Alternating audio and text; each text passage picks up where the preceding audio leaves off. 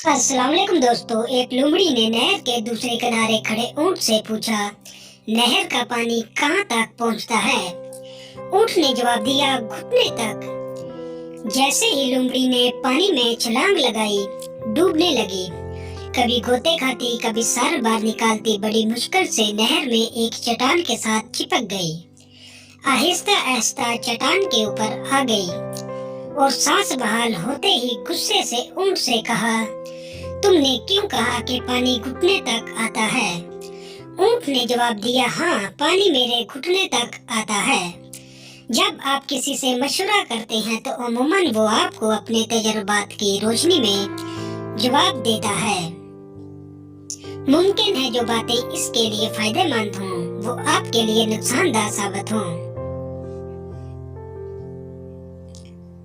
इसलिए किसी और के तजुर्बात कतई हल के तौर पर न अपनाएं। कहीं ऐसा न हो कि वो आपको ले डूबे।